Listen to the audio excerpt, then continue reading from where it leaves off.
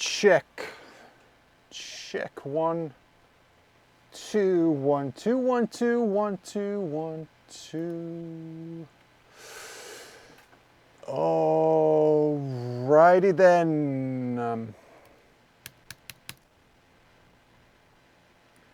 I wonder if something goes right today or not, because I'm not having a great day when it comes to sound and picture.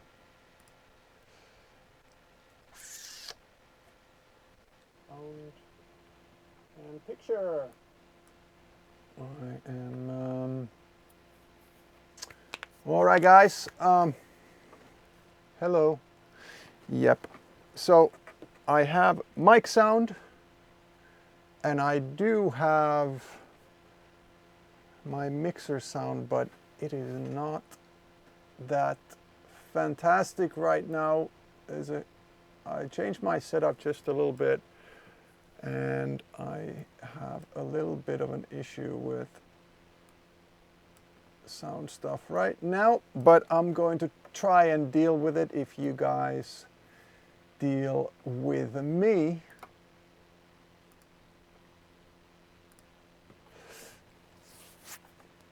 So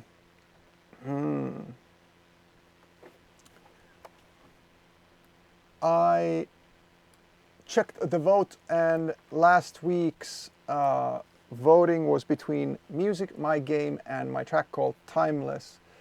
And today I am going to go through Music. I'm going to do a little breakdown how that track works, how it came to be, and then you guys can ask questions about it if you want to. But, and I've got a little bit of a nasty background noise going on, which I'm not very happy about. And I apologize that my option is right now not to do the stream at all, or just have a little bit of static there. And yeah, it's kind of uncool. But so, let's see.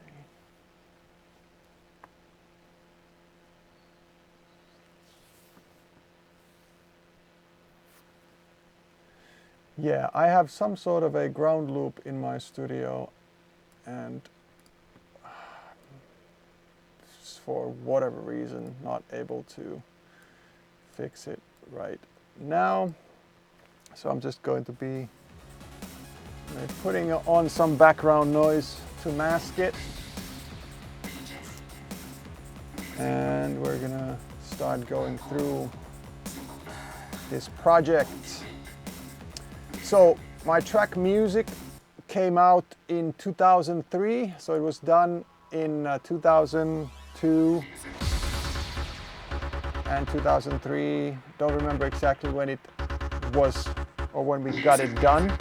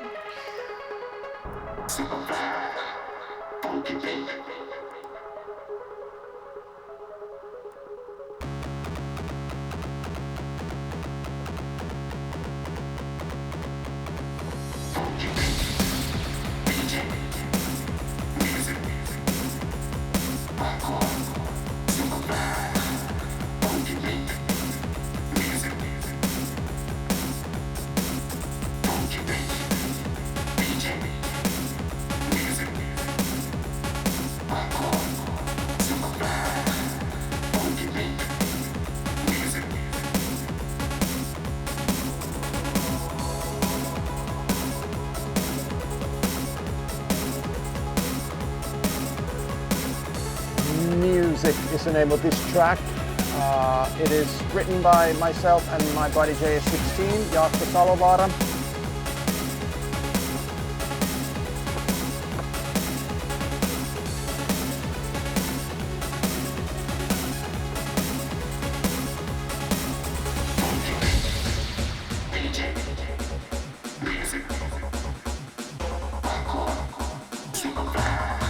Yes, screen capture.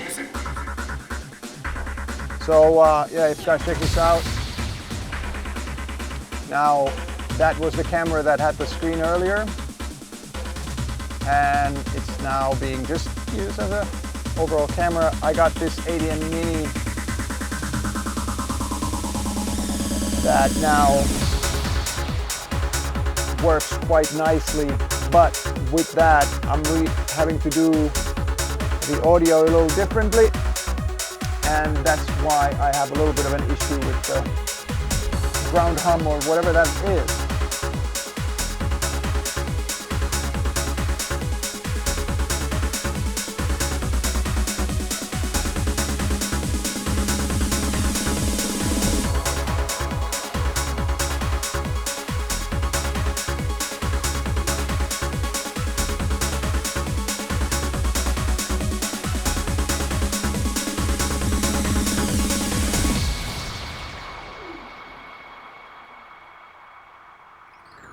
So guys, this track was made in 2002-2003. It was the first single of my album Rush, and it was sort of a response to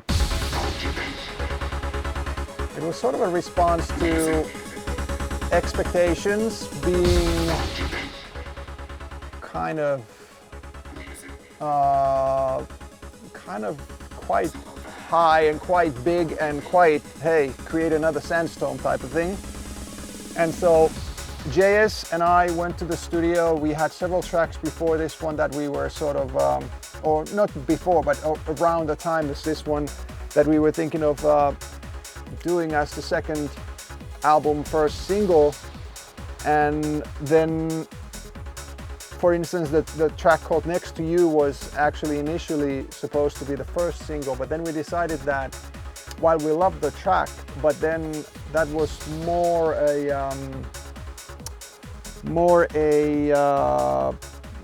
obvious sort of first single because it was more commercial, and I had some commercial success with my first album and first single, so we should have matched that somehow and whatnot.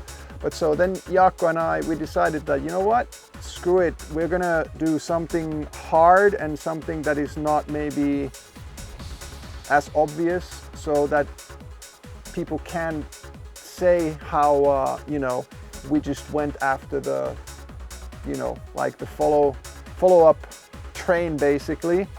And so we just agreed and we decided that we'd rather get like hopefully club success, and if not, at least we don't have to be we don't have to listen to people go like, well, you just made an easy track or obvious track or whatever. So that's why we ended up going with this track called Music, and you listen to it and I don't think you'll be thinking exactly, you know, Feel the Beat or Sandstorm or anything else on the first album really.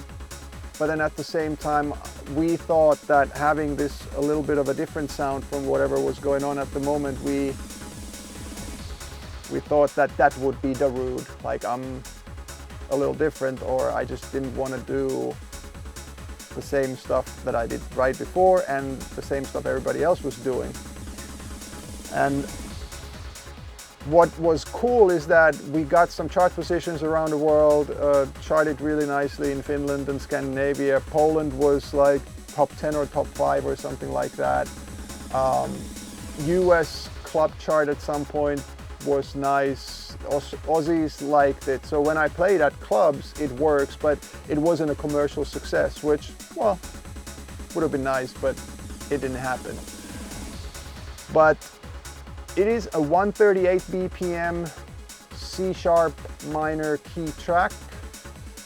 it doesn't really have vocals other than this vocoded funky beat, DJ music, hardcore, superfly, funky beats, and it's from a sample CD from Jaakko's archives back then.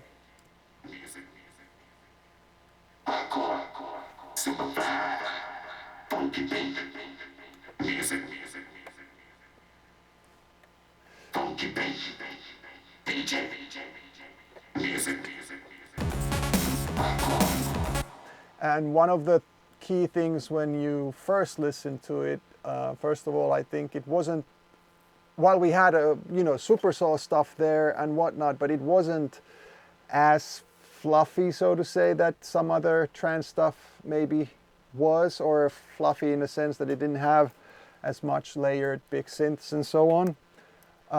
But it was quite bare bones, big bass line and drums. And then you come to the breakdown and it has two sort of harsh and distorted things. One is this breakbeat thing. It's a clean 909-ish kick drum. But then these are, it's just a distorted breakbeat. We like that edge on the sound. And then the other one is when we were working on this track and we were actually, some of the beats and the bass line was done or being in development, but was like already rolling. We had drum works and whatnot going on. I sat on my laptop, I had my Logic on there, and Jaakko was working on his main computer and putting the track and the arrangement sort of together and whatever there was going on.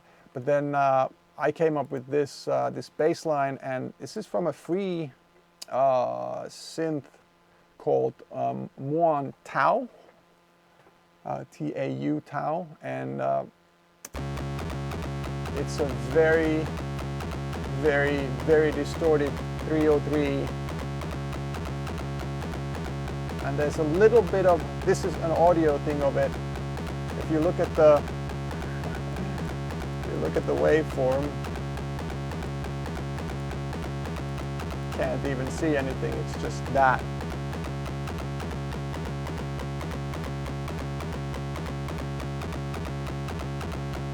And when you hear that like little bit of high frequency, that attacky sound, that's because this is like a squelching 303 sample. Yeah, the like short attacks being high pitched. This has, it was like a squelching 303 that had a little bit of the actual resonance sort of squelch or scream, and then when you totally F it up with a distortion, it becomes this. And call me simple, that's what I am, because is it what?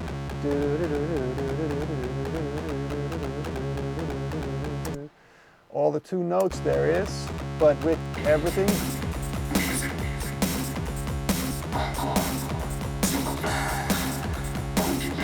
$8351s, the monitors. They are the largest ones of the ones. 8351s. Amazing, amazing monitors.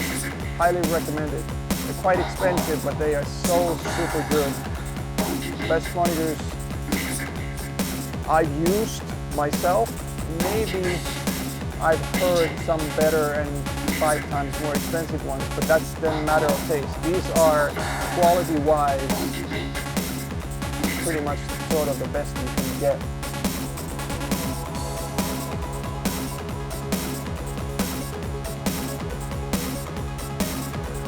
And so now you hear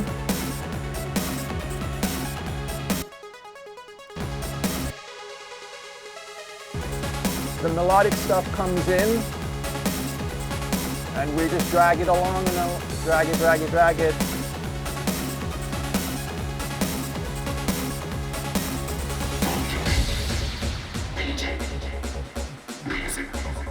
And so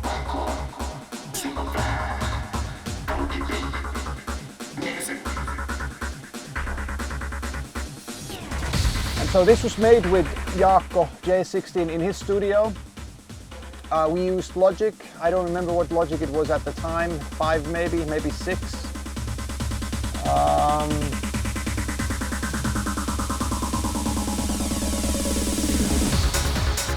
And Jaakko was at the time still using a good bit of hardware. We had Nord Rack 2, the red thing that I have here as well. We had Roland JP8080, the trance machine, so to say, and MS2000R. I don't remember if MS2000 was used on this, but I'm sure the Nord Rack was probably used. What does the? 'Cause there's a good bit of audio here now. Well, I could technically, I guess, go through these. So we have like a top bass, then we have the actual bass, and this is, I swear that is from Roland JV1080. It's a very, it's quite close actually to the sound that we used, or Jaakko used, is in his Feel the Beat remix, his dark mix. And this is the same sound, but just a layer of phaser through DP4 effects unit. So we printed the hardware units phaser separately so that we could adjust the levels later. And this, I was really fortunate being working with Jaakko, because he was genius. Like, I think still, like when stuff like this was made, I mean, this wasn't the regular like rolling 16th arpeggio bassline stuff that was, for instance, going on at that time. And that was what I loved about this track too. There's a good bit of groove to it, and it's not kind of like straight.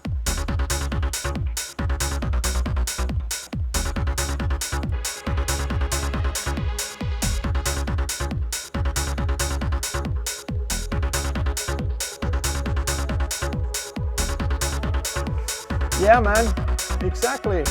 But that was also one of the really cool things about Jaakko. Like, I'm not taking anything away from me, but I learned so much from him, and he had this way of just putting something on and it sounded good. Like, you know those people, like you just, I always thought that if I put on a kick drum and a hi-hat, it never will sound groovy out of the box, but he would just be like, and then there would be some kind of thing going on, and I always admired him for that, and well, I still do. He's still making music, and I still admire him for that. There's a couple of layers of these, so that adds a little bit of attack to it.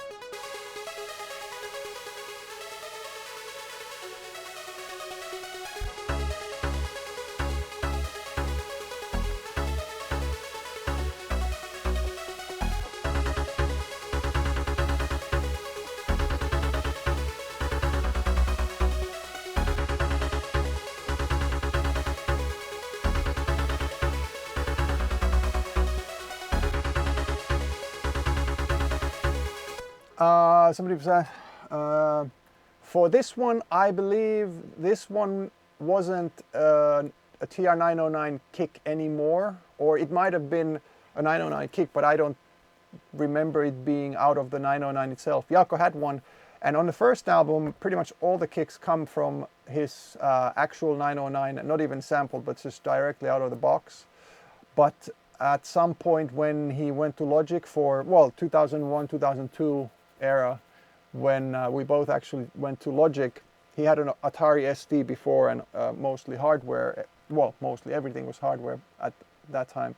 But I think at that point we started using, it's much more reliable and stable even back then, with either audio kicks or then yeah, still audio of course, but through the EXS24 sampler. But this, yeah, this is not a 909 kick from his, I recognize that. Okay, now I'm actually, no, now we don't hear that double. Yeah, so, yep.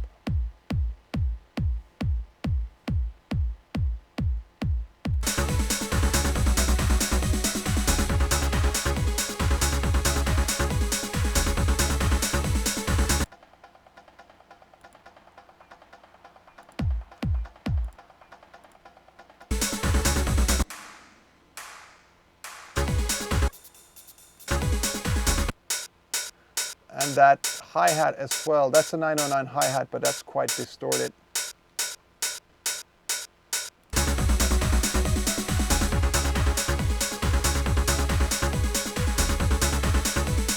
I never used Notator myself.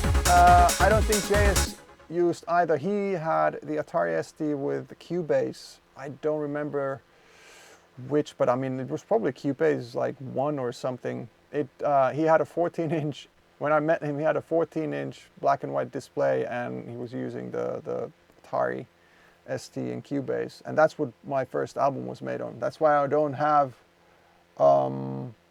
That's why I don't have like sessions of the original first album, the original tracks of them, because we never saved them in this kind of audio / this kind of data format. And then he doesn't have his old Atari anymore and other gear, so, or some other gear. Also, all the sampling he did, and also we did back at this point, was with his ASR10.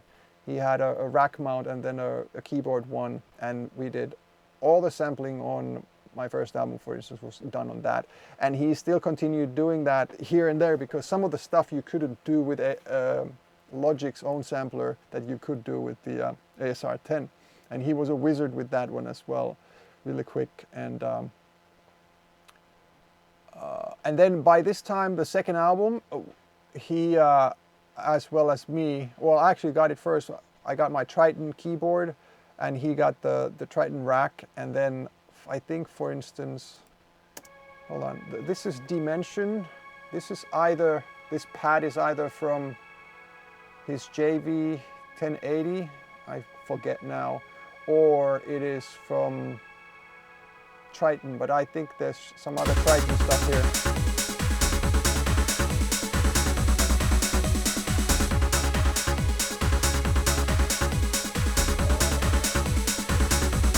Let's see.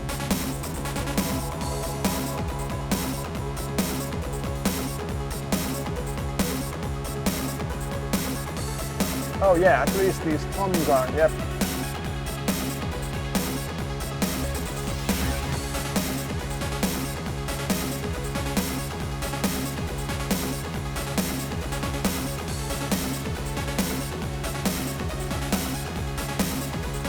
So these toms here,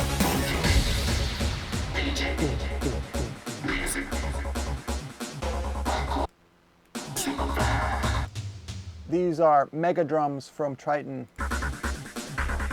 There's that bass line bounced with the phaser and some snares. Sweeps.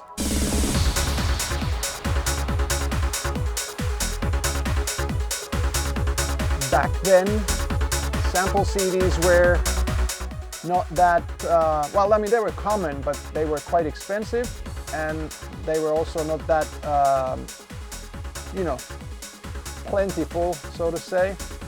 So there's a lot of good stuff like this, I think, that we did ourselves. And for instance, this was a thing that we did very often.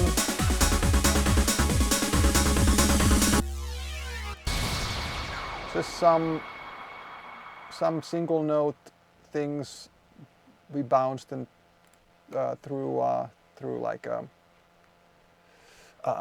tape delay thing or whatnot. And I mean, Jaakko did a lot of these as well, and I learned that from him too. Like, it's just a synth chord sweep that fills and builds.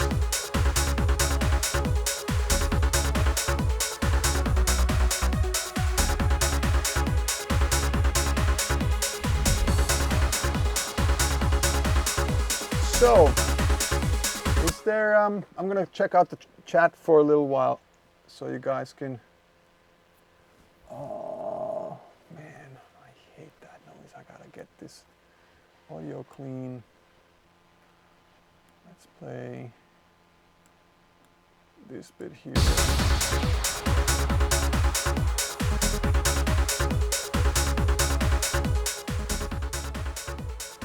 So,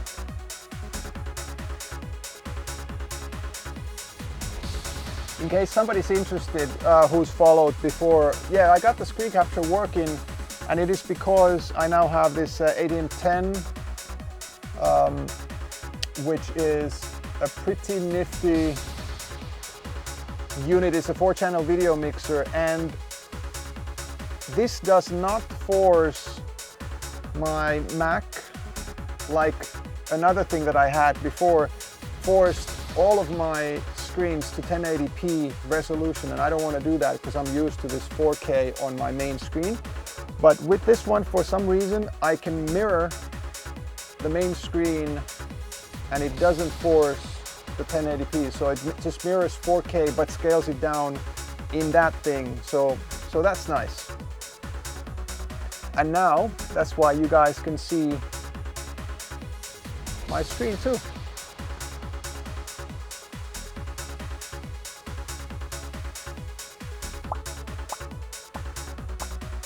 Wild Days, thank you. Well, you know what, first of all, you can't talk about my first 2 albums without mentioning JS16 almost anywhere and everywhere, and he's such a genius mixing wise. Seriously, I'll anytime I talk about him, anytime I talk about my music back then and even now, I owe a lot to him, and he taught me a lot, and we would do mixing as we went. And he usually had a very good sort of grasp within, I mean, obviously a few dBs, but we never had like a first mix that was horrible. And then, so we would mix as we went, and then we'd have like a final mix down session or 2, or however it was required. But I think he was, and he taught me to be quite diligent with getting it about there already as you go. And the only thing that, it's not his fault at all, but because of the time, we used to do the final mix without anything in the master bus. So it took me a good while, a little later on, when I started producing a little more with like sidechain pumping and a little more like loudness war required, louder sound, more compressed altogether. And so using master compression, multiband compression possibly, and limiting while mixing already or while producing took me a little while to figure out, and I still am not fully like, I think if I need to now, I can get my masters or pre-masters loud enough, but because we did it sort of the old school way and mixed as we went, and then just did like a final polishing mix, the loudness war thing was for a good while quite difficult for me to gain the last few dBs without making my sound total shit. But then at the same time, the flip side of that is that we most of the time had the mixes sounding 80 to 90%, and then we did some final mixing and then the master, and then it would be the 100%. So that's what I definitely got from him, working with him. Mystery Horse, do I use any analog? I have an analog thing here. It's Subsequent 37 Moog, and it's actually quite a recent purchase. I got it before Christmas, or actually for Christmas from my wife, and I like it a lot. And I like it because it's analog. I like it because it sounds amazing, and I like it because it has its sort of quirks, but also is an analog synth for the 2020s because it's stable, and if it veers off tune or whatever, you can tune it easy. But then also the full front is fully digital, so you can have a front end plugin in your DAW, and you can control everything from your DAW as well, and you can automate everything, which plus the analog sound is just simply amazing. And I got that, and then actually just recently we bought a Nord Rack 2, and I've also activated, I've had the JP8080 rolling for a long time, well, since early 2000s, and also the MS2000. But I've activated myself using hardware a little bit more because it's just the tactile vibes, and then it forces me to commit in a little different way than with just plugins. And I've actually liked that addition to my workflow, so that's been sort of cool. And I'm in the process of getting another actual synth here, and I don't know yet which one. Like, it could be analog, or it could be virtual analog, or it could, like, I'm looking into the Korg, I don't even know what they are. The new ones that have like the little waveform display. What are they called? I'm sounding stupid, not even remembering the name, but one of those, I could fit one keyboard basically somewhere here, and that could maybe make me excited, more excited, production-wise.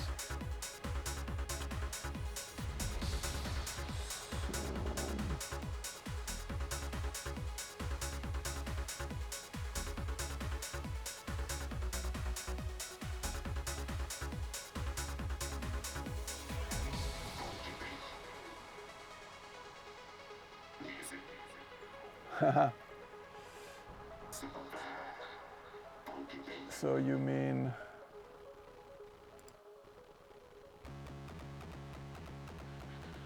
yeah, I have the Mystery Islands plugs. I have them for my JP, for the Nord Rack, and for the MS2000. It is pretty amazing to be able to do the same. I mean, it's basically like controlling the Sub 37. Yeah, the Nord Rack, it took me some digging, and I actually ordered one from Spain. It came and it wasn't working, but luckily I wasn't scammed, and I actually got my money back. But then I found another one, and decent price too, from I think it was Denmark. And this one, this is cool. It's worn out. There's outside the cutoff and whatnot, and around the mains volume, or yeah, that's kind of worn. It's been in use. All right, so anybody have anything specific to ask about this track? This, by the way, obviously you recognize or see it, but this is the whatever we have, 344 radio edit. I do have the extended mix here too, but I mean, it's basically this one. There's a little bit of maybe 15 seconds shorter breakdown in this one, if I remember correctly, and then there's this beginning and outro beats. Hi Morwick. And moi Ilpo. Still not selling the the keys, no. I could talk about selling the Triton rack though, but not the keys. I'm not going to. Well, Morik, 10,000 euros, and that's yours.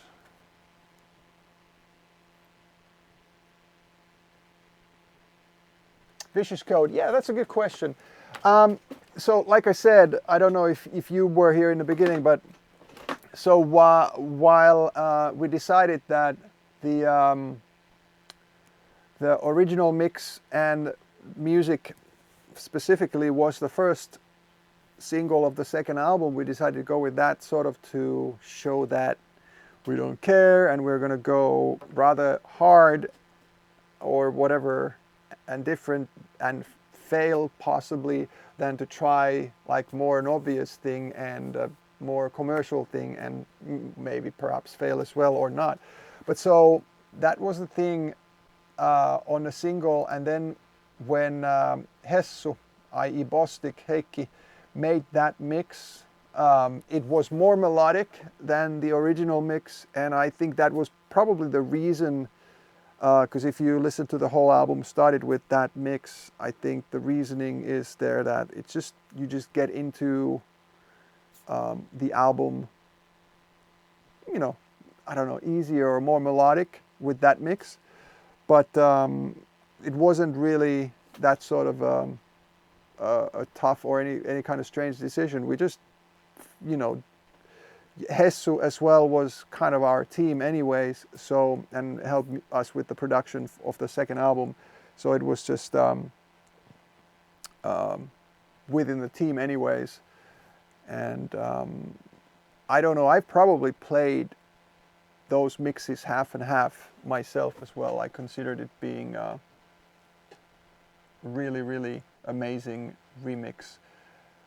But while Hessu was involved in several of the tracks on the second album, on the production side and writing side as well, so it was just decision to go with sort of music and vibe first and not my ego or anything like that.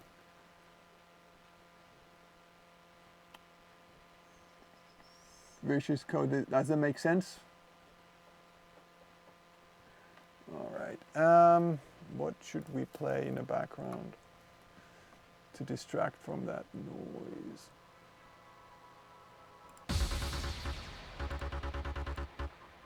Let's just make that there quiet.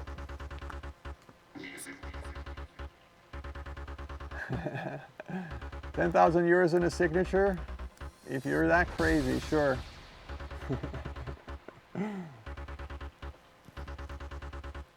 Look away.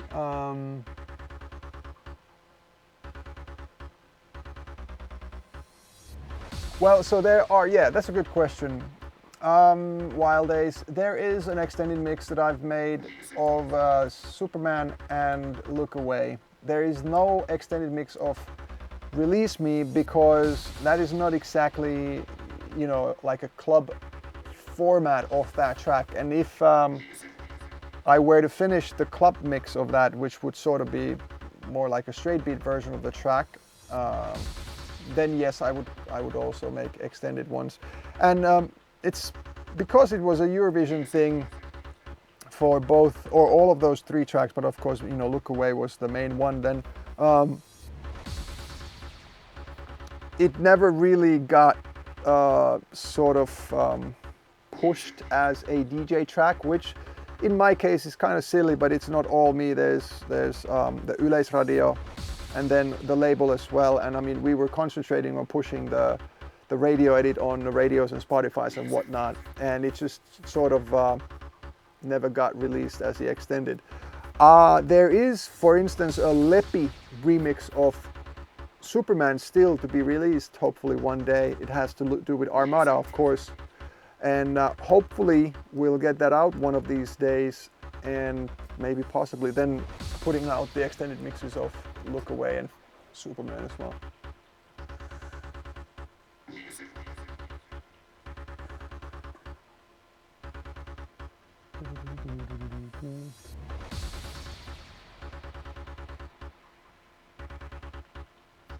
Newer remix, video remix of Iran, Probably not, but I don't know.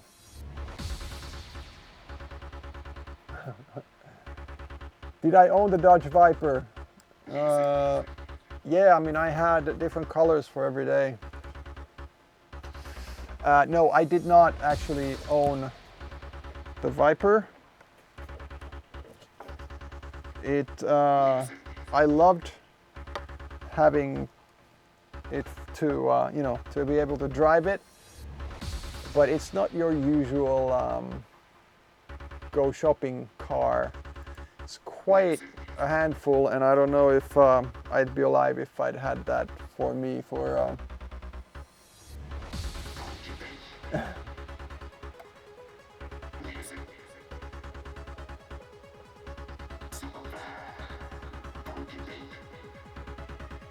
no traction control, no.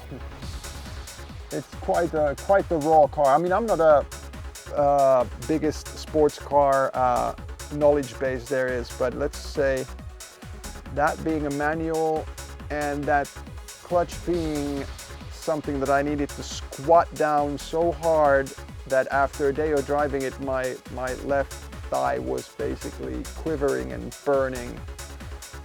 It was amazingly powerful and fun car to drive, but I wouldn't say very comfortable, and it's not an easy car to drive either. I mean, easy car to drive slow, but pushing it, yeah, not really. You really need to know how to drive a car.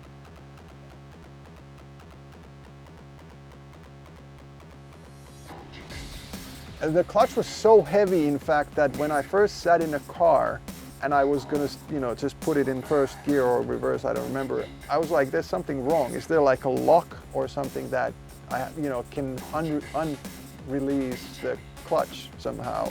And the owner started laughing and was like, yeah, just push it. I'm like, what? And I still had my foot on it, and I tried to like just straighten my ankle, which didn't do shit. And so he's like, yeah, push it. Like, no, push it real good, like salt and pepper. And then I just literally squatted with my full like leg, thighs and whatnot, and yeah.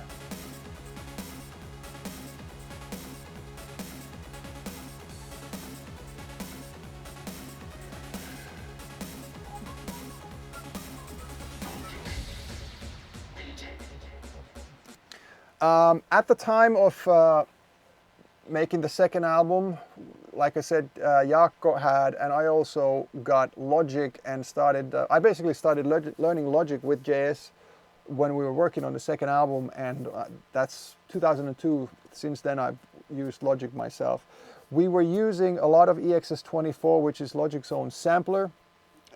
We were using Logic's own compressor, but then also Jaakko was a big fan of the Renaissance EQ. And some of these actually probably are not, yeah, I remembered this one. There's a lot of remixing to be done here because a lot of these Renaissance EQs did not translate, or actually a lot of Waves plugins from like going from Logic 6 to 7 or whatever it was, or version this and that, when we went from PowerPC to Intel. I think that was it. And so I have the instances here, but they are all zeroed. So if I were to play or make a new mix of it, actual mix down, I would have to go through these again. But that said, that's how well these are also sort of mixed back then, because even if there's some rumbles on some of those channels and whatnot, it still doesn't sound that horrible.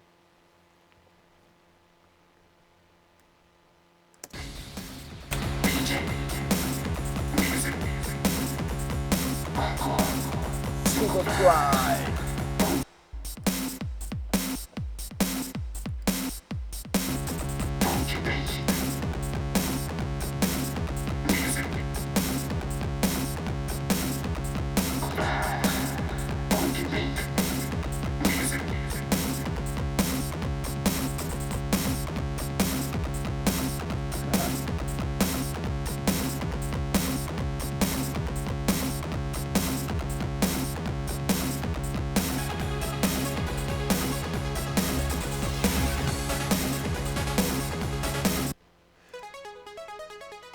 there was a lot of sort of back and forth about the melodic stuff of this track, because we wanted to have this lighter and, you know, synthy side to it. And oh yeah, this is the SH, is it 101 or 202 that Jaakko got around that time as well. Little White Synth by Roland, virtual analog type of thing.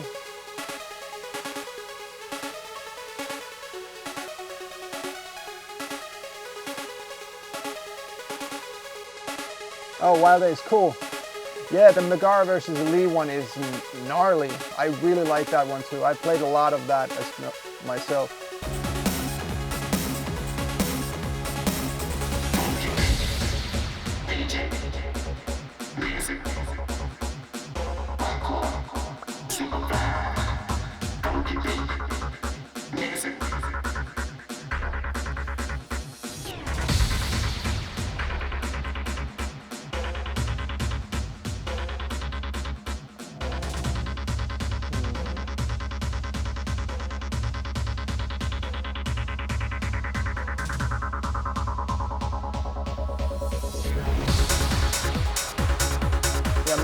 That's a good question, and I know exactly what you mean. No, I have really not done that. I haven't used the VST host. I think I've mostly I've just made projects lean enough, and then when my computer starts crashing, or like not crashing but choking, I would have bounced something. But to be completely honest, I actually have, now that I think of it, I've invested on my music computers quite a lot of money, or quite well, for the reason being that, you know, I haven't wanted to freeze too much things, because that's just limiting and slows me down. And I also,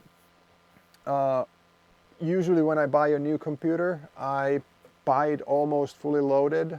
I mean, obviously right now, for instance, I wouldn't buy the Mac Pro because I don't need a computer like that. But when I'm running my music now with my MacBook Pro, and I bought a 2018 one last, and that one is the fastest processor available and the highest amount of memory that you can get. And I didn't get then the 4 terabyte drive, but I got the 2 terabytes, which is amazing. I got not actually all, but my most used sample libraries and packs are on this computer. And that idea is that I'm fine, although it's a lot of money, but I'm fine paying that, because it allows me to do the same work in the studio and on the go. And I'm expecting, unless something bad happens to the actual computer, I'm expecting this to be at least 3 years, but possibly 4 or 5 years in my day-to-day use. And so in that way, the money is not that much per year, or however you want to think about it. And I mean, I do all of my gigs using the same computer. Obviously, I back it up religiously in several different locations and whatnot. So I haven't actually needed like a VST host. And I would think that somebody like Hans Zimmer, or anybody in movie or gaming music using huge orchestral libraries and whatnot, they are more likely having to do that. And I know several people who do, but that's not me.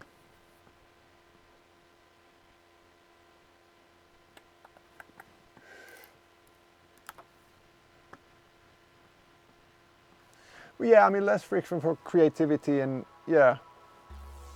And it like getting a new MacBook Pro, it stings. It's such an expensive piece of gear.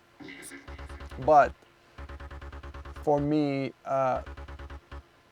if and when I'm able to do that financially, then that just basically rules out every other stressor that there could be about setting it up, or setting a computer up, or having it choke mid project and whatnot. And so that's worth my time, and my less stress is worth the big sticker at that point, and of course, like the longevity. I also always get 3 years of Apple Care, just in case I want to get it fixed quickly, and of course free if it goes shit before that. Oh, by the way, guys, Vicious Code, you at least have been here before. Is the screen solid now for you guys? Is it how's the frame rate / is it laggy, sticky, or something like that? Because what I also did during the weekend, I opened my streaming computer. It's a 2015 MacBook Pro, and I repasted it. I redid the thermal paste, and my thermal paste was bone dry. And actually, don't know if you guys remember, if you were there, my initial streaming stuff was kind of sucky because my laptop was crapping out on me. But now, like, it throttled it down to 0.8 gigahertz immediately when I did something more than, I don't know, idled with it. Now I'm at like 3.6 gigs consistently, and temperatures are below 90 Celsius, and core utilization is at 22% or something like that, and it used to go berserk. So it was just a matter of redoing the paste, and now I'm looking good right now. And well, Vicious Code, it was actually Rob who told me to repaste. And I just watched a YouTube video, and dude had exactly the same model computer I did, and I just followed that. I did it with my son, and us even reading instructions and pausing several times. It took less than half an hour. It was a really good thing, and literally first boot, and it's fingers crossed, but now it's good. And so earlier I was actually running OBS without the preview window, because if I had that on, it started choking immediately. But now it's actually fine, even with the preview, and I didn't even realize to turn it off. Well, I've read somewhere, Caddy, that like every 2-3 years you should check out the paste. Obviously, with sealed laptops like some of the Apples are, I heard that the newer model, you have to actually take the logic board off to get to the heatsink, which is not good.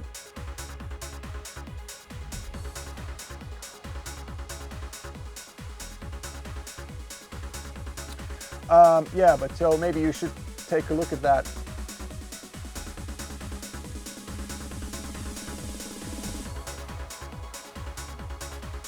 Ilpokoira, yeah, it was my real phone number.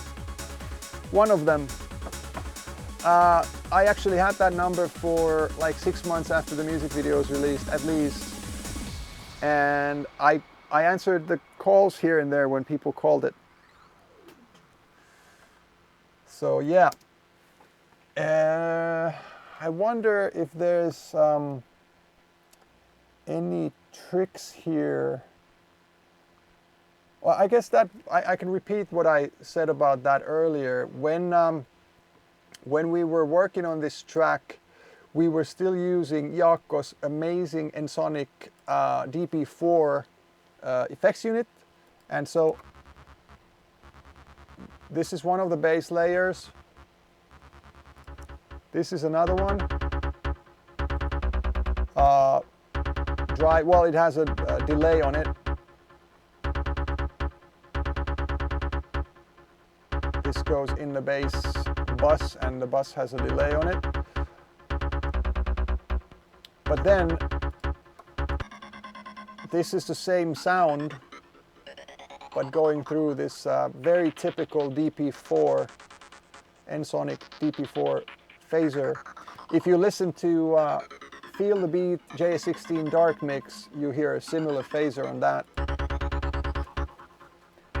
But so this was just a trick or necessity back then, because the DP4 came back in the mixer, and to do it live, we could have done it, but at the same time, or around that time, we started doing these bounces offline as well at some point. I don't remember exactly when that became a you know, Logic feature that we could do, but so as to control the amount of the actual bass, this one, and then the effect on it, we bounce them separately. They're just their separate separate tracks, and then you could easily adjust. And like you hear, this is very thin, you know, it has all the low end EQ'd out.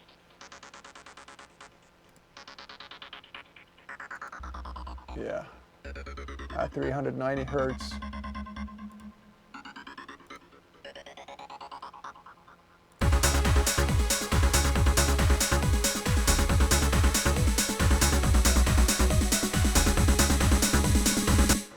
Oh, is Mr. Graham around? Hi.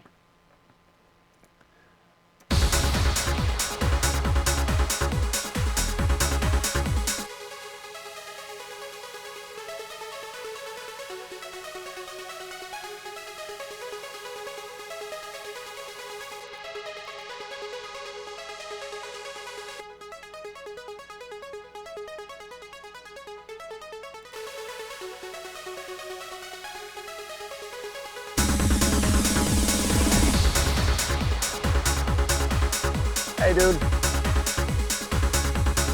thanks for coming by.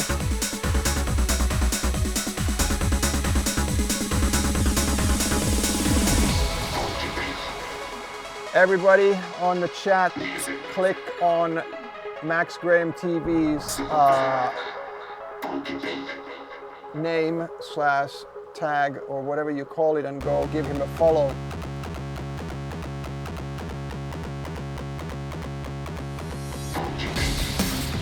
I've had quite a lot of fun on this lockdown thing, because I've been spying on other people, other producers' things. The other day, it was really funny. I don't know, well, Max, I told you, but at some point I did my promo check-in like that as well, what you were doing, like some edits and then going through tracks. And some people got really pissed off because they didn't understand what I was doing. Like, they heard 2 seconds of a track, or sometimes 30 seconds, and then out, and they were expecting to hear the whole piece of music. But I was basically prepping for my later DJ set and just went through maybe 100 or 200 tracks in whatever, hour or two or something like that. And that's how I did it. But especially people on Facebook, where they were really, really pissed off really quickly. Twitch people, who I explained it from time to time on the stream, they understood it, but then Twitch people normally are more used to sort of lurking anyways.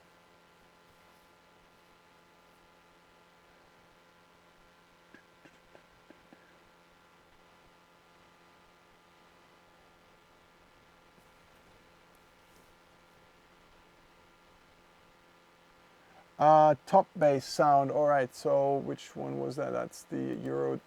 Yeah, I think. Did you mean this one or this one?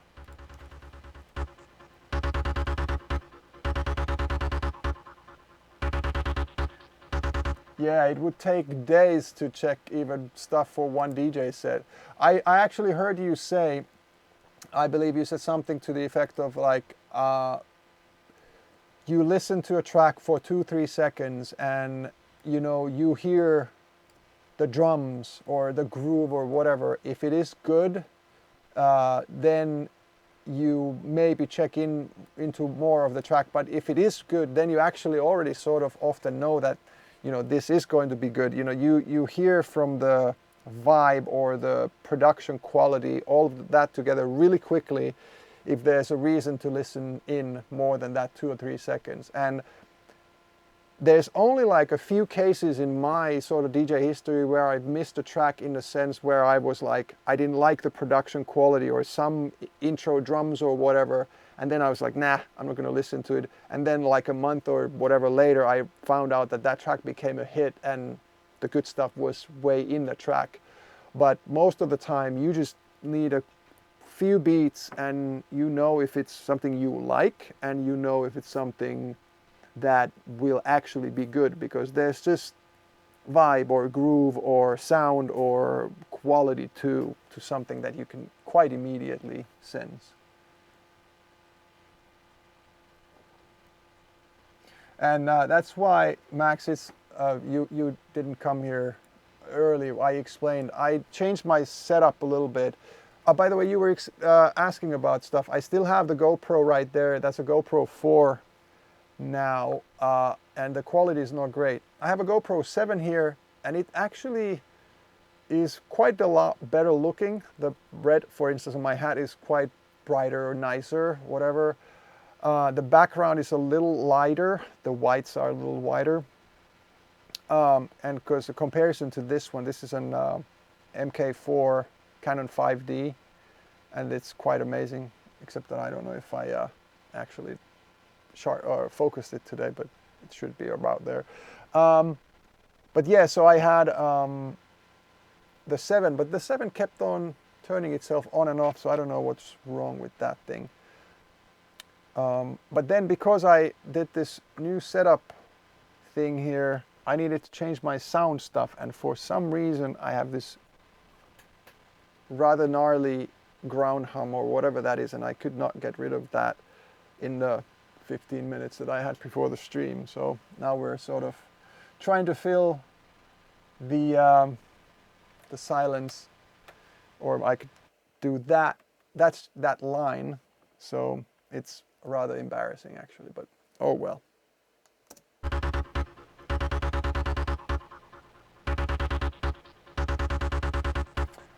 The video mixer is Blackmagic Design ATEM 8M Mini, and it's a 4-channel video mixer, and it has picture-in-picture, which I can do like that. And I haven't set it up more than that. You can actually tweak the picture-in-picture size, and you can put it around. Right now I have my overlays in OBS, so that's under the overlay there. And there's different sweeps and whatnot. I'm just using straight cuts. It also has audio through all the HDMI channels. And what's really nice about it is that it takes in basically almost anything HD. So it's a 1080p thing, and it resyncs and puts it into whatever webcam format for OBS. So it's a very no frills sort of, or no issues, plug and play kind of thing. But the audio mixing is pretty cool once I get this disturbance free, because there's EQ on all the channels and compressor on all the channels. So there's 4 channels of HDMI audio possibly coming in if you came through the cameras. And then there is 2 mic inputs. And those mic inputs, they can be line or mic, or so stereo or mic. And then you can also compress and EQ those. So for instance, I think at some point, whenever I'll figure it all out, I'm gonna have my lav go through there, and then I can brighten it a little bit maybe and see if compressor will do good for it.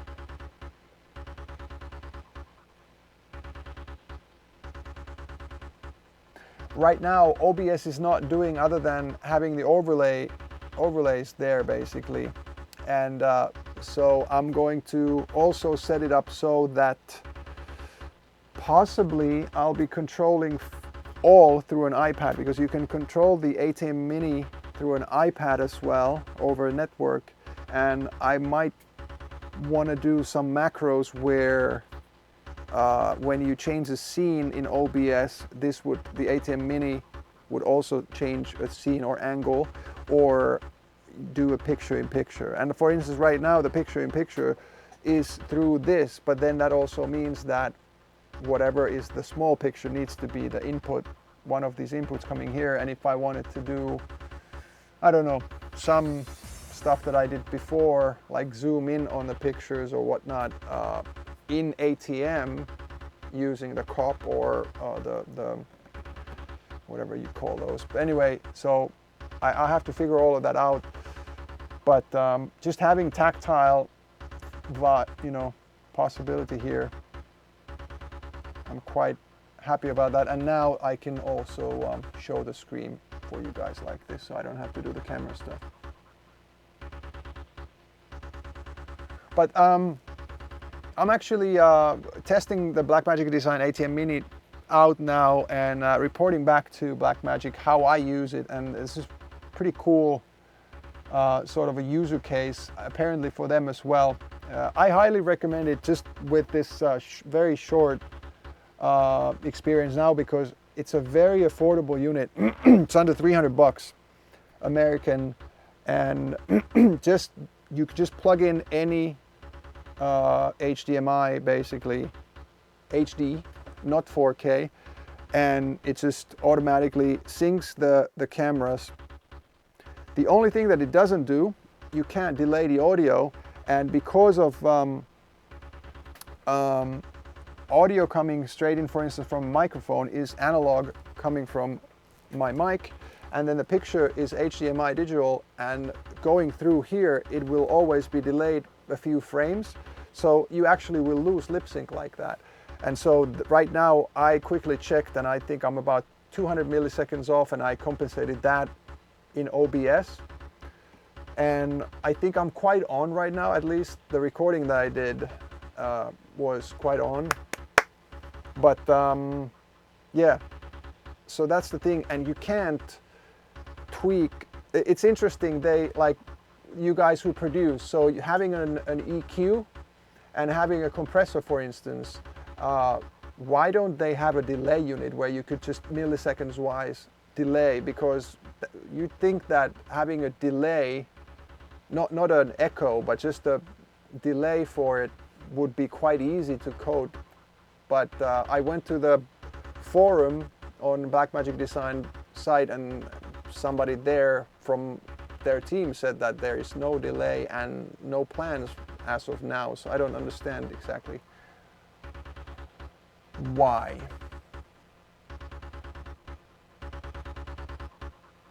Yeah, Stream Deck is nice, and there's actually a Touch Portal, for instance, is doing the same thing as Stream Deck and for free. And there's also the Stream Deck app now.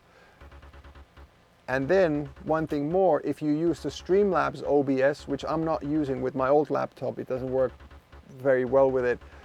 They have also an amazing directly, easily plug and play, basically over Wi-Fi remote control for your computer, for your phone or iPad. So that's highly recommended too. But the thing is that I need to find something where I can actually create a macro that controls both at the same time. And I know that is possible too, but I don't personally right now know exactly how it's done yet, but I'll just watch some more videos.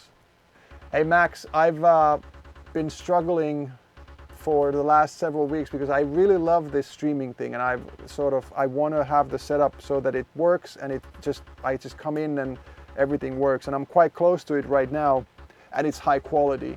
But the thing is that I've actually DJ'd quite a good amount. I've done these other production and chat streams, but I haven't actually made music during my lockdown too much. But so my hope is that this week I'm gonna figure everything that I need to, and then by the end of the week I'm actually also producing music again, because this takes so much time. Like you said, there's so many possibilities and so many different things that you could set up and do fancier and more all the time if you wanted to.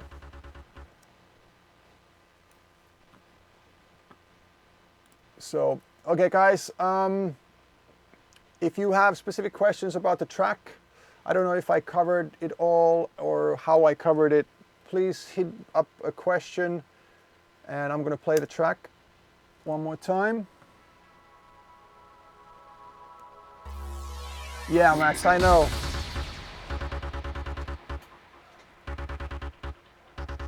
So when I get my stream, Max, before you go, I'm going to tell you one thing so that you'll laugh about it or cry, I don't know. When I get my system going now, so that I'll start like fixing things, so my tractor is going to be here and there, I stole a thing from you that I'm going to do. My tractor view is going to have an overlay that has my artist name or logo there, and my show name, it's called Vibing Out, but it's going to be in that empty space quite towards the top where I think you had your logo as well, so thanks for that idea.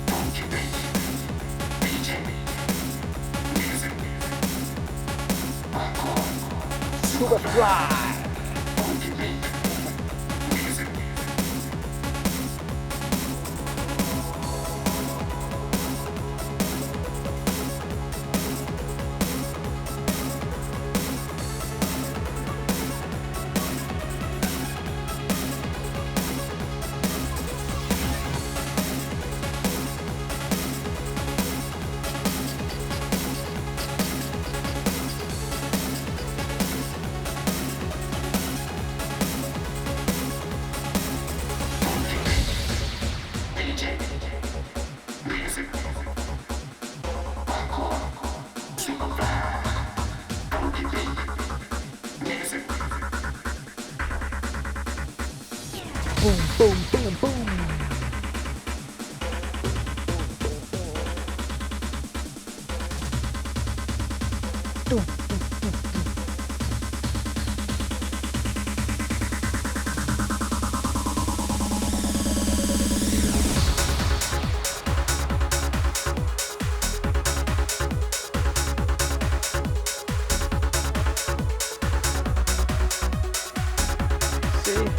About in sync, right? Nice.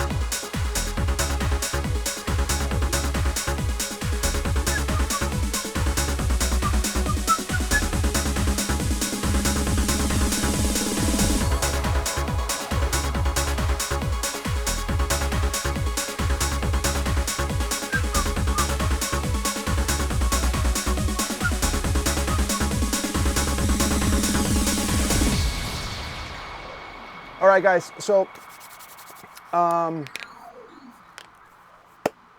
cool. I am thinking, since we didn't get any more like specific questions about it, then I'm gonna turn that off. What's on the rack here? I have, how well do we see that? Put some light on. So there's a Nord Rack 2. Then this one, black thing here is a 1248 Mark of the Unicorn Motu audio interface. The blue thing here is an AMT8. It's a MIDI interface by eMagic, so the company that made Logic back in the day. Then my first synth here is TR Rack by Korg. That was my first synth in I want to say 96 or 97. And then Roland JP8080 is this blue monster here. And then down below there is a Korg MS2000R as well. And when is this coming out? And then to anybody interested, this one is push 2 for Ableton Live, and somebody was complaining last week that I had it as a table or you know, stuff holder. Well, now it's clean because I actually used it last week, and I did a live gig on Friday on a stream where I actually used it. I had my set in Ableton as stems and a couple of plugins here and there on various things and on different tracks, and I really like the push, but I mean I use mostly Logic for my production, so then often it is unused here, but it's a really nice piece of gear.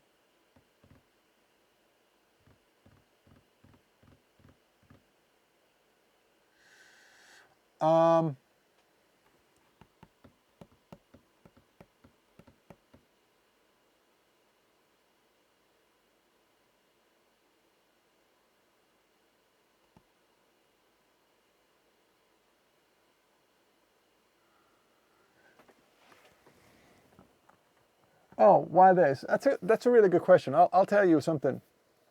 I had this discussion a while ago. For instance, well, Feel the Beat, or the first album, that clock with the Atari in relation to its own beats was really solid. It was one of the most solid ones that you could have at that time, as far as MIDI interfaces come.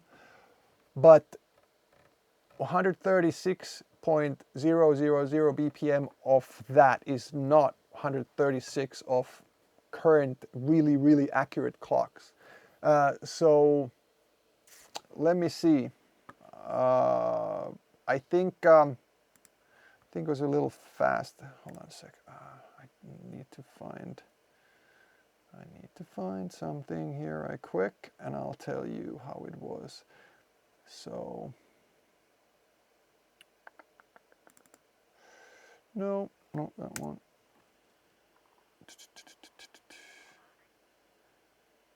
There. So Feel the Beat was 138, and the actual is 137.8582. 137, 85, 82, and so Sandstorm would have been 136, and it was actually a little shy of that similarly. So for those tracks on the first album, it was just the difference of the clock. It just wasn't solid. But when I was working on my label, this album, and that was Logic time, and that was exact time, sample accurate and stuff. But then when my mastering engineer Henkka got his hands on it, and he actually, for instance, he mastered several different ways, but he uses analog gear to master. But not only that, he actually tried putting Tell Me at least of that album or those singles through actual tape. And why it's not that I was pissed off at him, but it was irritating to me because when I got it back, it sounded pretty good. I sort of liked what the actual tape saturation did to it, but then it wasn't 132 BPM anymore because there was that much fluctuation. And not only it wasn't 132 even consistently, but tape, however good machines and whatever you have, it fluctuates a little bit. So one part of the track, and I would have like checked it, I warped it, and now this is accurate, but then the rest of it wasn't. Like, so it wasn't even a fully exactly to the hundredths of a decimal accurate throughout the whole track. So we agreed that my stuff does not need to be mastered by recording to the tape and then playing it back to, I don't know if he used Pro Tools back then, if that makes any sense.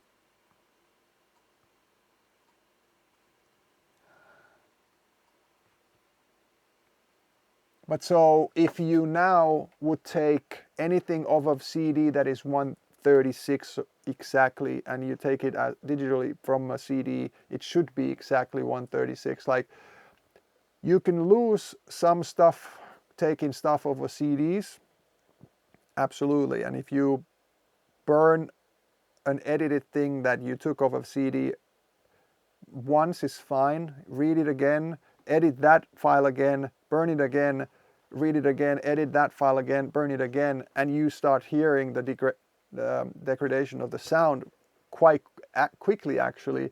But I think the tempo should not fluctuate in that way.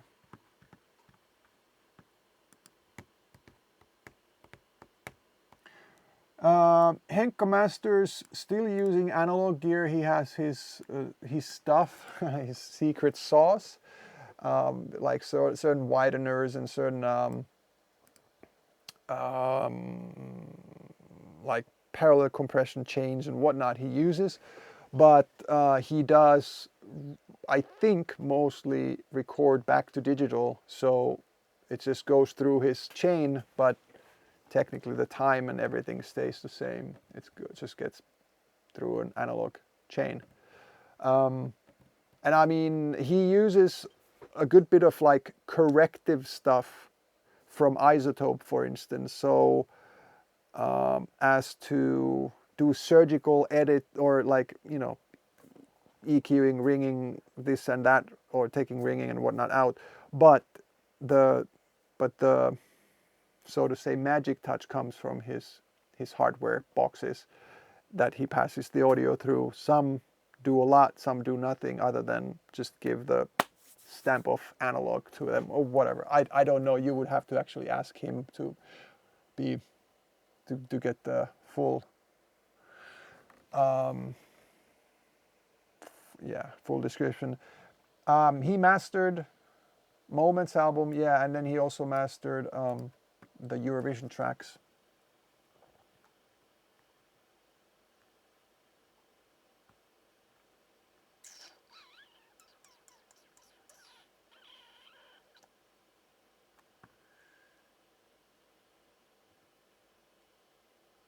The pad don't work with Logic. Kava, which pad? I'm not sure if I understand what you're meaning.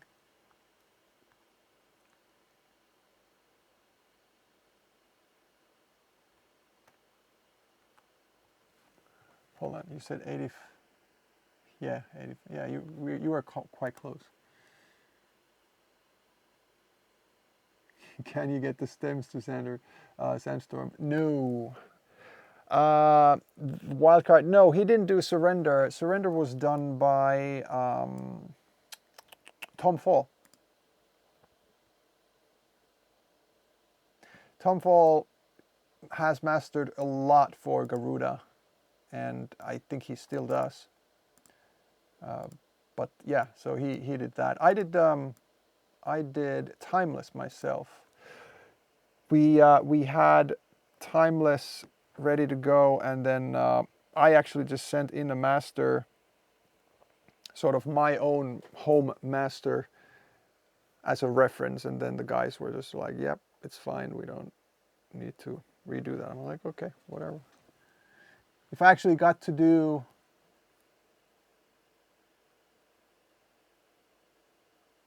yeah, if I got to do the Timeless master again, I mean, I can whenever I want to, but if I got to do it again for release, I would actually make it a little more MIDI, a little brighter maybe, but especially there's some mid stuff that I feel that is missing, like some synth stuff I need to would have cut through a little more. So for instance, when I now play it out live on a DJ mixer, I just turn the mids like to 1230 or just a touch over noon, so I can get a little bit of more mid kind of presence there.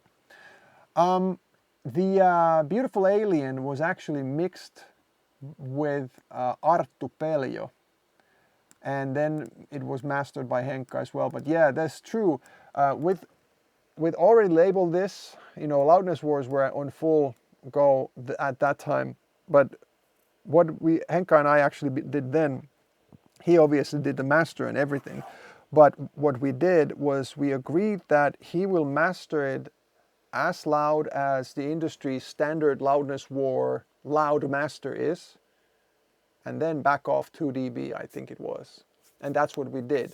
So you know, he told me now it's loud, and we compared, and now it was loud as whatever was going on at the moment. But then I said, just take it down 2 dB. So we basically gave it 2 dB more breathing room. It was still loud, but it wasn't like if you played it, the DJ promo that I got from somewhere that week and played mine, it was quieter. But I know how to gain, so that's what I did back then.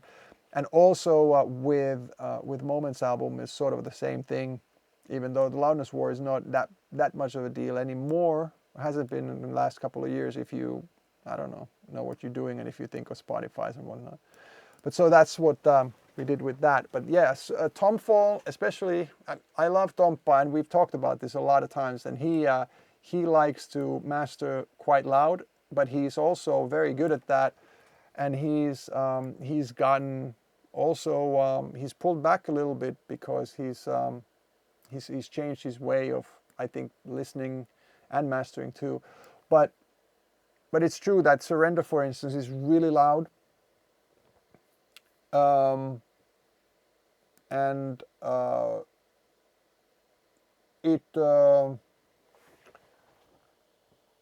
I actually hear Surrender distorting when I listen to it on my headphones or here in the studio, like unnecessarily sort of. But then when you listen to it in a club, it sounds really good, and it sounds loud, and it's hard to sort of say like that there's something wrong with it, because the main use for me always has been a club play. So I whenever I play it at a club, it sounds great.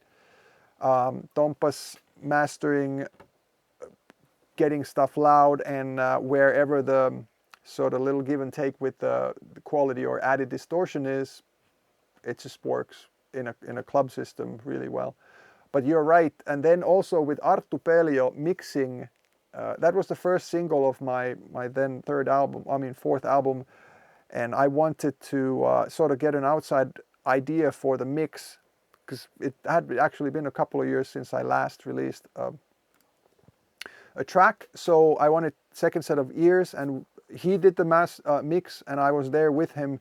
But I mean, it's him basically, and I was like just giving my whatever approval and maybe question this and asking that and whatever. But he also is not like a club music mixer, so it definitely is way softer than, say, Surrender. And then on top of that, the master is not fully squeezed, so there's quite a big difference in the dynamics on those two tracks.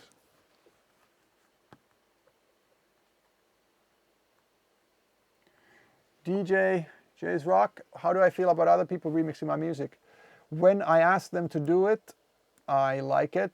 When other people make remixes, which are actually then bootlegs, without my approval or without even asking me or letting me know, and then to call them remixes, I sort of am indifferent these days, because I've had to learn how to let go of that, because that's just the way of today. But especially when I see people making new mixes of my stuff or anybody's and then calling them remix, that means that that was sort of either asked or paid for remix, which is not true if you didn't get a permission or if you didn't get an authorization from somebody, or if you were not, invited to do it. Then it's not a remix, it's a bootleg. And the difference there is that there are a lot of people in the world who don't know that your remix is not an official remix, and that way they also give you the credit falsely, because at least in my time and in my mind still, there is something to be said about an artist, him or herself, wanting and letting somebody remix their material. Not everybody, in my mind, gets that right or that privilege. And today, like I said, I've sort of changed my thinking a little bit, because it is cool when people want to do that of my stuff. They like it enough that they want to mess with it and they want to have their own version done. So that is cool. Don't get me wrong. Now I'll sort of correct myself.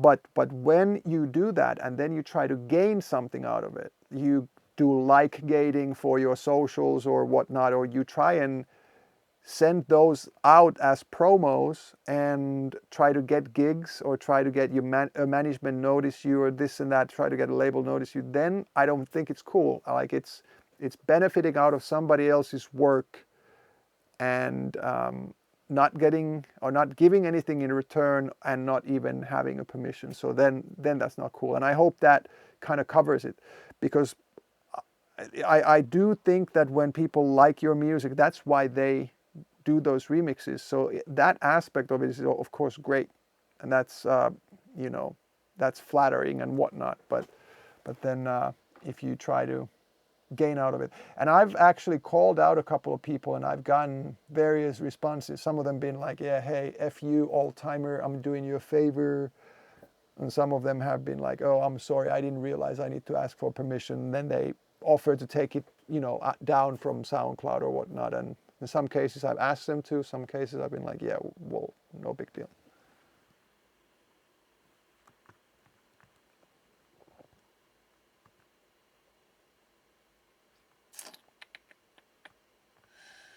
Soft clip is life. Yeah, that's true.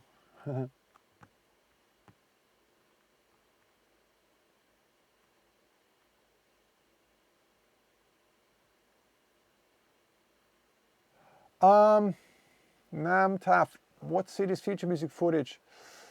That is a good question. It must have been Melbourne. Dude, I should know that like this, but now that you put me on a spot, I'm not sure. I think it was Melbourne. So I think the crew was based in Melbourne.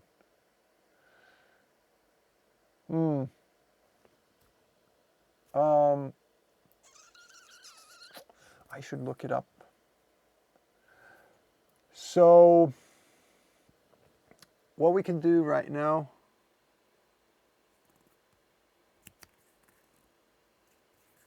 I think it was Melbourne.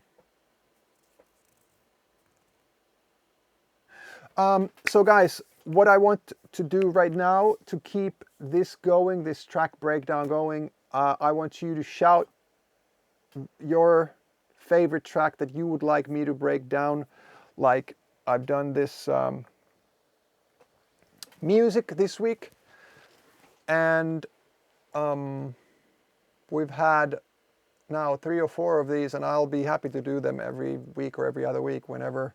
And what I'm going to do is we're going to pick 3 of what you ask for, and then I'll put a vote up on Twitter, and I might do another vote, or if my socials teams want to be more active than Twitter, then we might do Instagram as well at some point. But Twitter's been fine for now.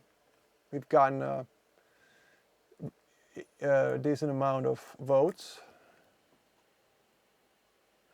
So, and I'll tell you, Drums of New York, I'm not going to be doing like this because of the first album. I don't have the full projects in Logic like I have second, third, and fourth album, and all my remixes since 2002, I would think.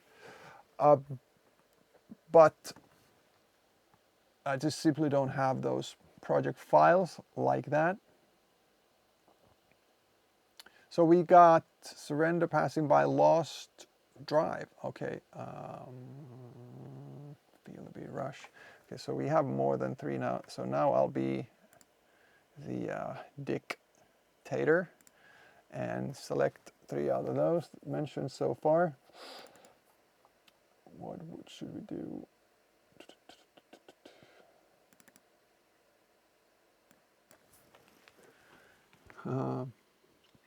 My Paul Corson remix. Yeah, that's a good idea too. But Midnight Train, maybe. Then that's what you mean, probably. You know what? Let's put that in. Midnight Train is 1. I can put the link on that in a minute.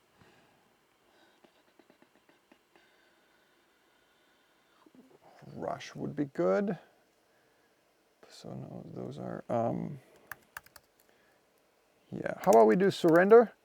I'll Surrender. I don't have a full project of the final of Surrender because I was made with Ashley and he did the final stuff on it, but I have my initial project of it, which has a good bit of some stuff, and then I have the stems from Ashley, and basically I could actually show my mastering stem project for that as well.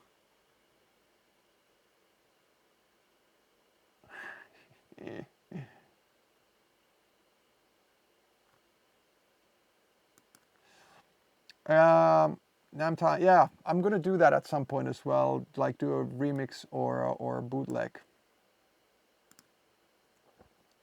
A good Windows equivalent for this one, for DAW. I mean, I don't know what you want. Cubase. So Logic is considered to be like one of the traditional DAWs, and so is Cubase. They're not directly interchangeable, but they're very similar. It has the arrangement kind of thing and whatever are quite similar. Pro Tools I'm not a expert on, and I've never used it solely for anything. I've seen it being used, but that's obviously these days has all the MIDI and all the plugin stuff, but it's still traditionally thought more as an audio recorder and editor kind of software. I'm sure you'll do fine with that as well.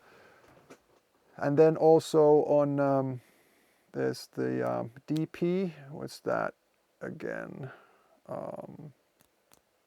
From Motu. What's DP for again? Oh, man, I'm having blank moments. Who knows?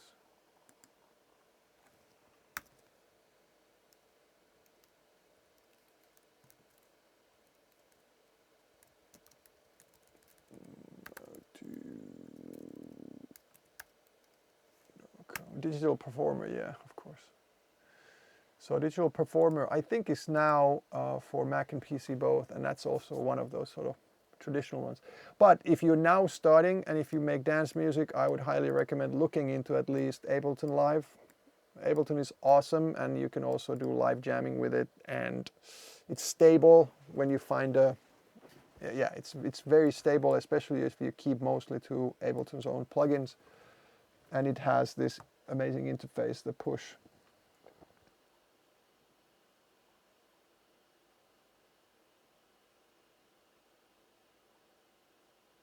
Oh, thanks, mate. Thanks, DJ.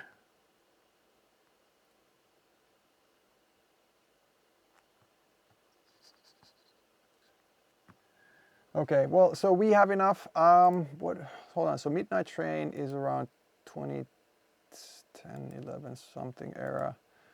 Rush is 2003. Surrender. Let me take a look right quick. Put you there for a sec.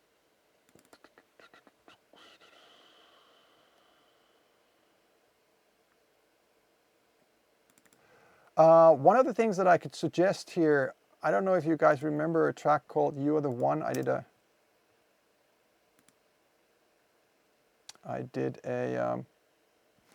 remix. Let's see.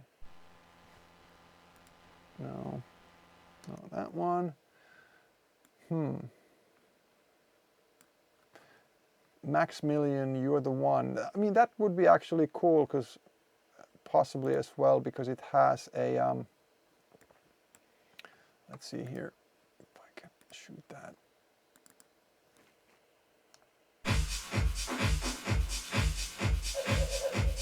Why does that sound like that? Okay. Sorry guys, let's just make a new.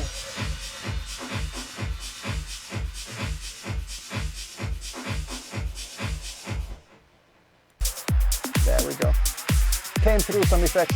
So this is a track called You're the One by Maximilian. Oh, and now we're mono. Oh, we're stereo.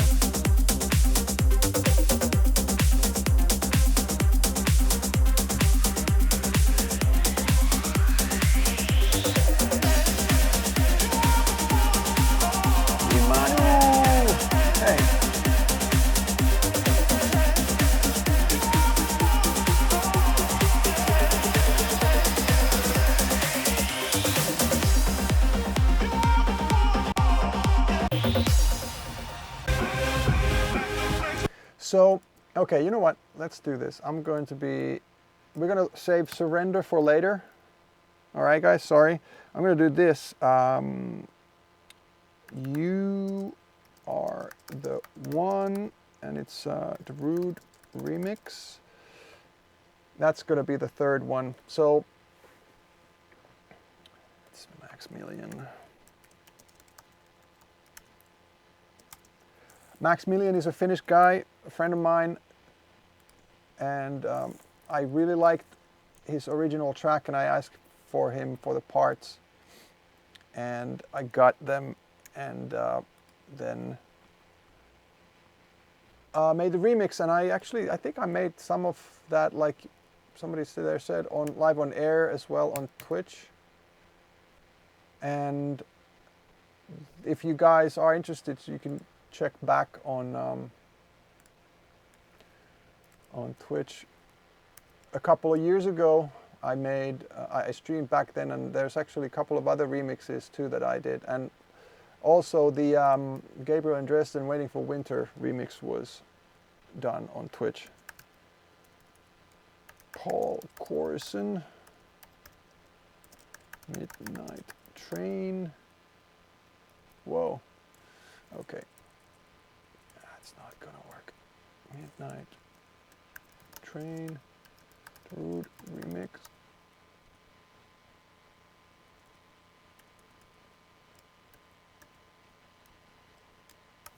Okay.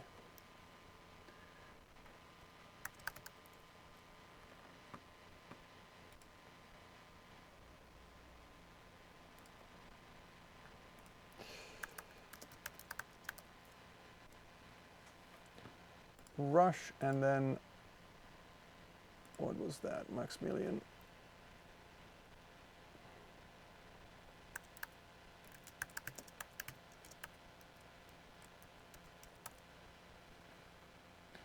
Okay, and 6 days and tweet.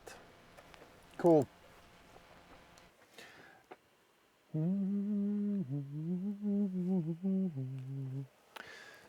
So what I can do is I can flip on Maximilian. Boom. Well,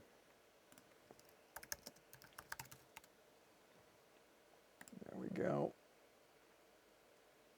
Copy song link. That's there. So let's see, Paul Corson. Oh, by the way, Midnight Train. Yeah, it's here. One. There's actually two mixes, but let's share this one. Copy song link like that, and then Darude Rush. Boom. Copy song link. Boom. Alrighty. So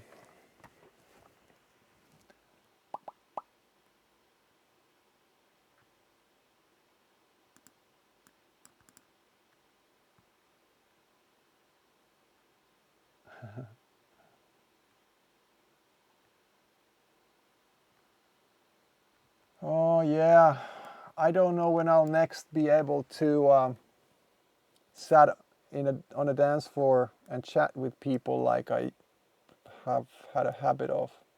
That really puts a huge kink on my actual tour plans too, because not only, you know, even when the places kind of open up and I could technically play, but a huge part of my sort of going to a club and playing has been just actually hanging out and chatting with the people too. So that sucks.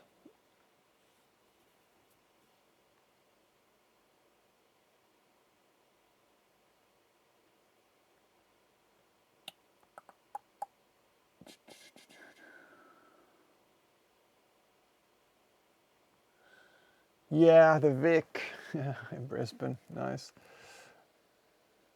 True. Copy link. Okay, so here is the vote out of these 3.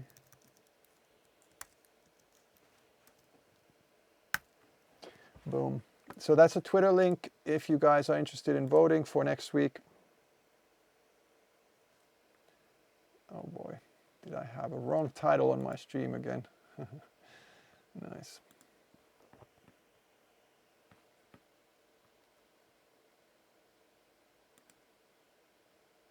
Cool. And hey,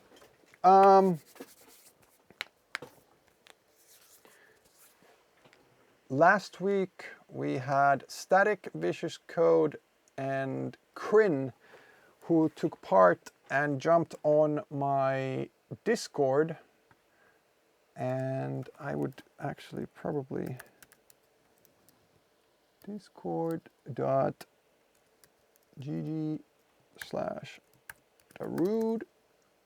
Boom. And guys, I got now this amazing vanity Discord URL. Hop into Discord and there's the general channel, and who is not a member yet, go say hi and say I want Shaperbox 2, because that is one of my favorite tools, and I have a thing going on with Cableguys, who are the makers of Shaperbox and some other very cool MIDI and audio plugins. And I'm gonna hand out 3 more of those this week for you to try and win. Their giveaway works so that you just go to my Discord, and or you already are, I'm going to look back as well. And out of the ones who pop in today and say something nice or not, and the ones who already have come in my Discord, I'm gonna pick 3 more, and then Cableguys are going to toss you an email and give you Shaperbox 2 bundle license, and that is cool because that bundle is amazing, and you can do so many different things on audio and MIDI with that.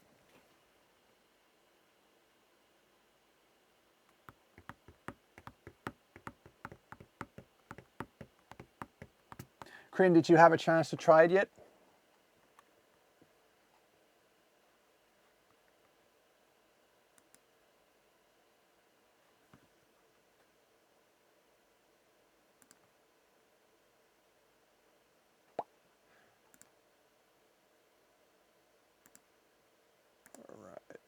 Okay guys, so I'm gonna call it, and I will be back on Wednesday. Wednesday will be chat only. It will be about you guys. It will be your questions on my WhatsApp number, which I can give out now, but also you guys can see it on Wednesday.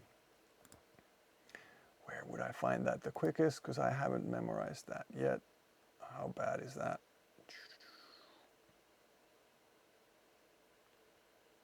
Boom. Okay, so there it is. It's a Finnish number, +358. There we go. And that's my WhatsApp number. And so you send me messages on Wednesday, ask me questions, I'll respond to those. And some of you who send me messages, I'll call and we'll talk about whatever. And then I'm gonna do a peer call. Last week I called Luke Bond. The week before that I called Andy Moore. The week before that I called Prof. And the week before that I called Mayan. And I'm gonna be doing that for the foreseeable future, and just chat with my buddies about production, about life, how we met, some of their music, this and that. And you guys get to listen in and ask questions real time as well if you want to. Wednesday, 6 p.m. Finnish time, starting 2 hours earlier than 2 hours later than Mondays. And then Friday is a DJ set starting also 6 p.m. Finnish time, and there will be time zones in the ads or promo before. Thanks so much, guys, for joining me, and I'll see you next time.